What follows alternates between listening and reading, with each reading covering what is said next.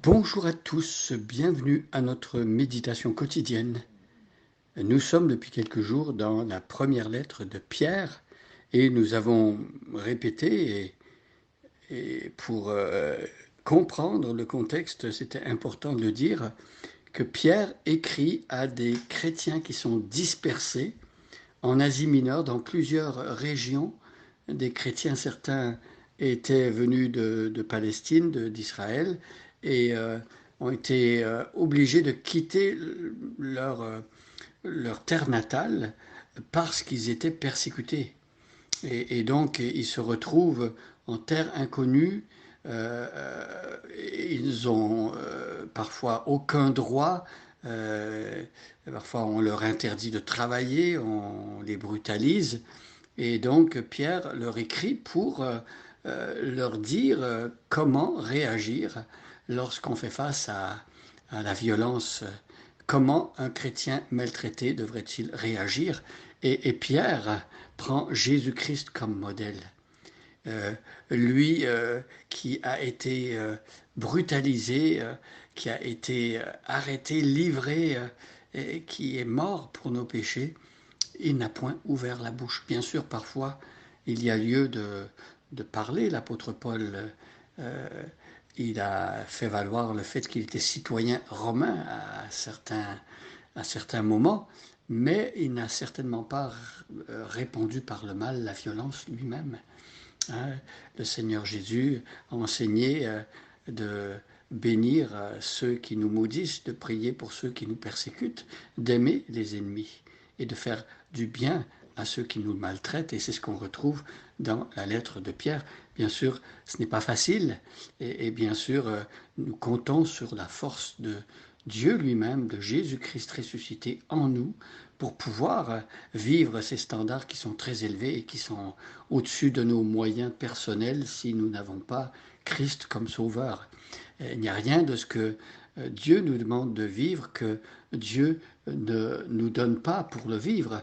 Et bien sûr, lorsque une personne est chrétienne, elle reçoit tout l'équipement pour pouvoir vivre la vie chrétienne et pour dépendre de Christ et voir sa puissance à l'œuvre dans nos vies. Alors je lis 1 Pierre chapitre 4, les versets 7 à 11. Et aujourd'hui, nous allons voir le verset 9.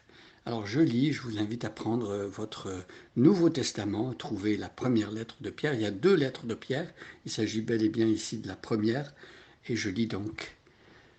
La fin de toute chose est proche, soyez donc sages et sobres pour vaquer à la prière.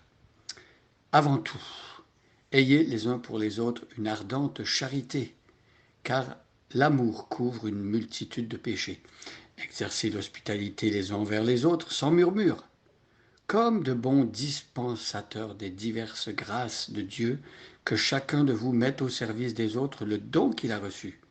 Si quelqu'un parle, que ce soit comme annonçant les oracles de Dieu. Si quelqu'un remplit un ministère, qu'il le remplisse selon la force que Dieu communique, afin qu'en toute chose, Dieu soit glorifié par Jésus-Christ, à qui appartiennent la gloire et la puissance au siècle des siècles.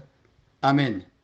Alors, nous revenons au verset 8, après avoir parlé de la prière, lorsque, dans le contexte de la fin des temps, l'apôtre Pierre veut exhorter les chrétiens à vivre d'une manière qui plaît à Dieu.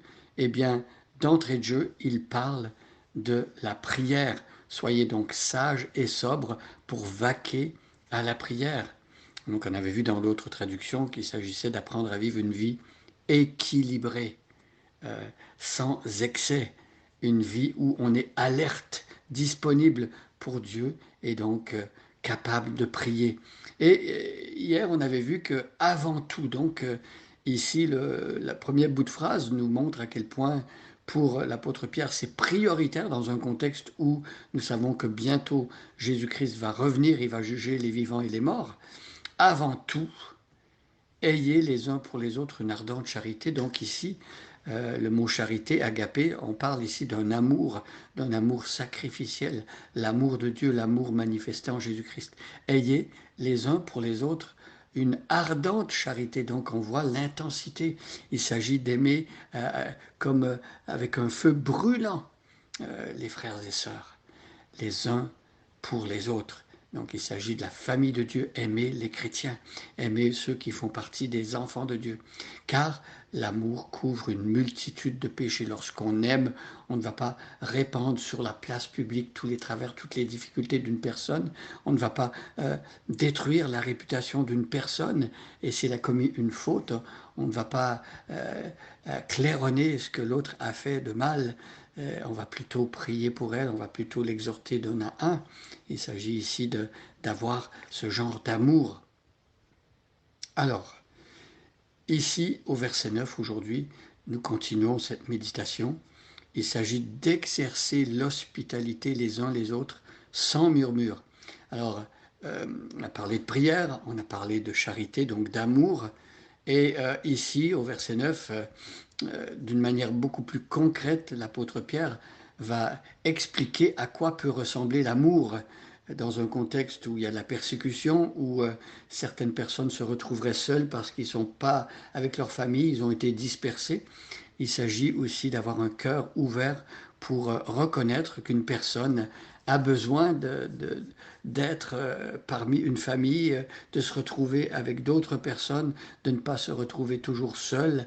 La solitude est terrible dans nos sociétés et en particulier pour les étrangers, pour ceux qui n'ont pas de famille. Imaginez vous retrouver en France, au Canada, dans d'autres pays, en Afrique ou ailleurs, et vous êtes loin de la maison, vous ne connaissez pas personne peut-être ou peu de monde et peut-être vous ne maîtrisez pas très bien la langue du pays qui vous accueille, eh bien c'est particulièrement bienfaisant de pouvoir être invité, accueilli par une famille, par des frères, des sœurs, invité à manger, invité à dormir, invité simplement pour parler, pour ouvrir son cœur, exercer l'hospitalité. L'Épître aux Hébreux dit que en exerçant l'hospitalité, certains ont accueilli des anges sans le savoir.